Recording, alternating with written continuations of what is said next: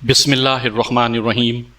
سامعین کرام، آپ سن رہے ہیں انسپیکٹر نواز خان سیریز کے سلسلے کی ایک اردو کہانی باپ، بیٹی اور وہ، جس کے مصنف ہیں طاہر جاوید مغل، اور یہ اس سلسلے کی قسط نمبر 3 اور آخری قسط ہے۔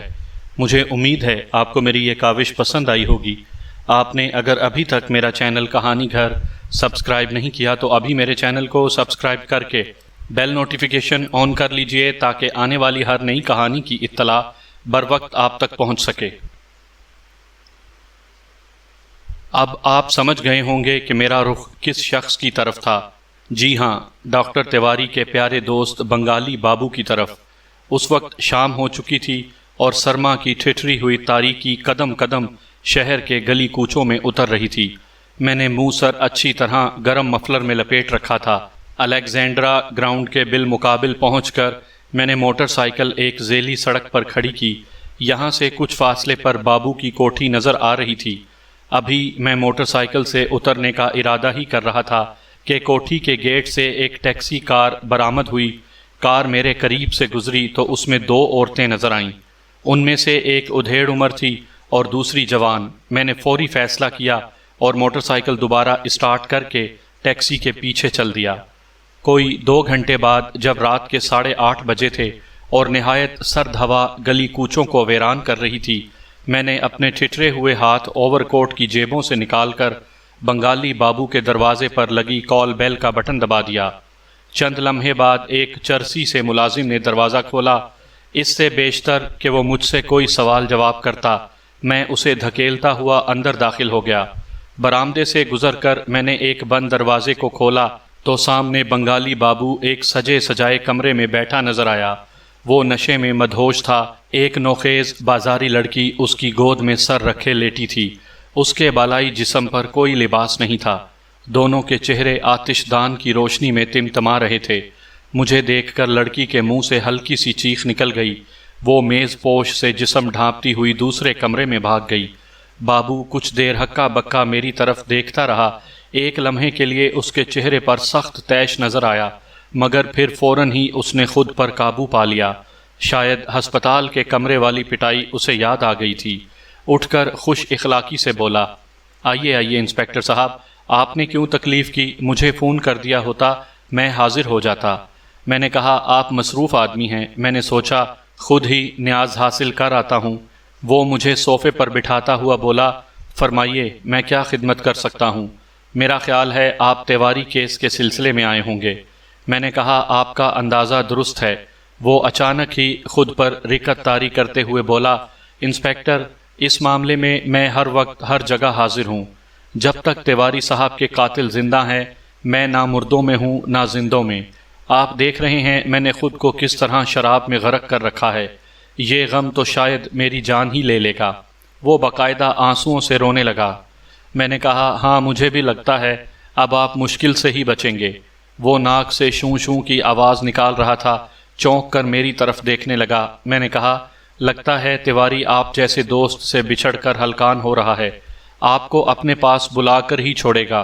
ویسے بائی دا وے، وہ گن کہاں ہے جس سے آپ نے اپنی دوستی کو امر کیا تھا؟ بابو اب پوری طرح چونک گیا تھا۔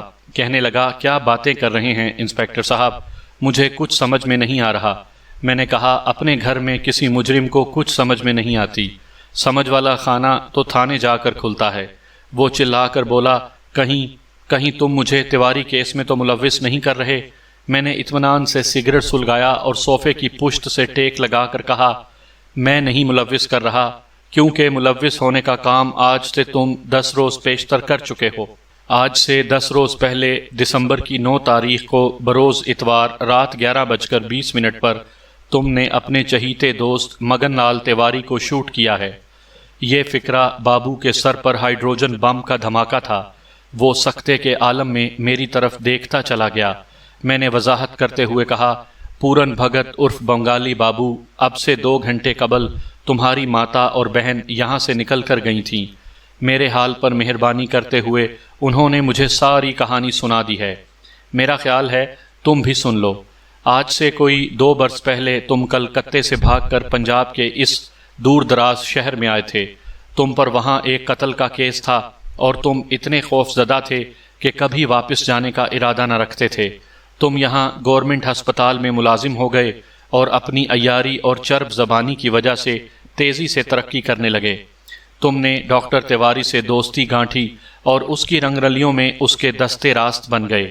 ڈاکٹر خوبصورت لڑکیوں کا دل دادا تھا اور تم اس کے لیے شکاری کے پھندے کا کام کر رہے تھے۔ وہ عورتوں کو تاڑتا تھا اور تم اس کے لیے راستے ہموار کرتے تھے۔ ایسا کرتے ہوئے تم نے یہ کبھی نہ سوچا کہ کوئی ذات ہمارے اوپر بھی موجود ہے جو ہماری ہر حرکت کو دیکھتی ہے۔ وہ ذات کبھی کبھی گناہ گاروں کو یوں بھی سزا دیتی ہے کہ شکاریوں کے اپنے جال ہی انہیں پھانس لیتے ہیں اور قاتلوں کے خنجر لوٹ کر ان کے اپنے ہی بدن میں ترازو ہو جاتے ہیں۔ تمہارے ساتھ بھی ایسا ہی ہوا بنگالی بابو۔ کلکتے میں تمہاری ماں اور بہن کو کسی طرح پتہ چلا کہ تم پنجاب کے شہر امرتسر میں موجود ہو۔ وہ محبت کی ماری تمہیں تلاش کرتی ہوئی ہزاروں میل دور یہاں پہنچیں۔ انہیں تمہارے ٹھکانے کا علم نہیں تھا اور وہ شہر کے گلی کوچوں میں تمہیں ڈھونڈتی پھر رہی تھیں۔ اسی پریشانی اور غریب الوطنی میں تمہاری نوجوان بہن لاجونتی، جسے تم پیار سے لاجو کہا کرتے تھے، بیمار ہو گئی۔ تمہاری دکھیاری ماں اسے لے کر ایک ڈاکٹر کے پاس پہنچی۔ اتفاق سے یہ ڈاکٹر تمہارا دوست تیواری ہی تھا۔ یہ کوئی 1.5 ماہ پہلے کی بات ہے۔ تم ان دنوں مدراس گئے ہوئے تھے۔ ڈاکٹر تیواری تمہاری بہن کا علاج کرنے لگا اور تمہیں تو اچھی طرح معلوم ہی ہے وہ نوجوان اور خوبصورت عورتوں کا علاج کتنی توجہ سے کرتا ہے۔ معلوم ہے نا تمہیں؟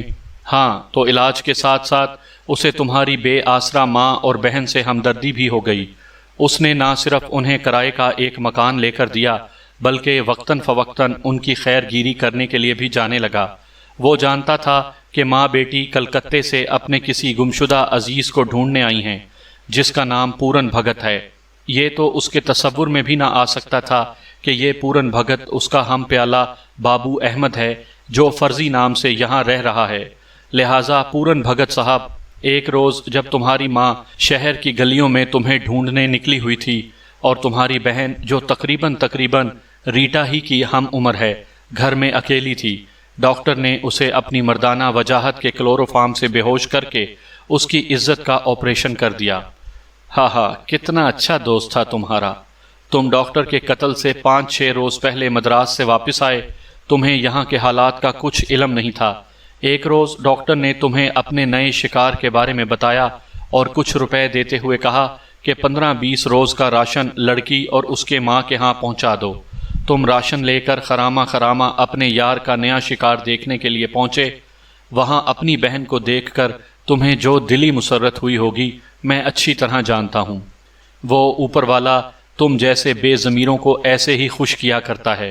جوش اور مسرت سے تمہارا سینہ پھٹنے لگا، تمہاری باچھوں سے جھاگ بہنے لگا، اور کیوں نہ بہتا، تمہاری اپنی بہن کا معاملہ تھا نا۔ تم نے دیواروں سے ٹکریں ماری اور رو رو کر اپنا گلا بٹھا لیا۔ پھر تم سراپا انتقام بن گئے۔ 9 دسمبر کی رات تقریباً 10 بجے جب تیواری فنکشن سے واپس آیا تو تم نے اسے ٹیلی فون کر کے اسی گھر میں بلا لیا جہاں تمہاری آبرو باختہ بہن رہتی تھی۔ جب ڈاکٹر گھر پہنچا تو تم نے اسے شوٹ کر دیا۔ سارا منصوبہ تم پہلے ہی بنا چکے تھے۔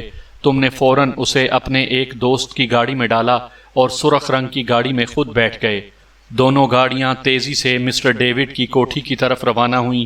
مسٹر ڈیوڈ کی کوٹھی وہاں سے صرف 3 فرلانگ کے فاصلے پر ہے۔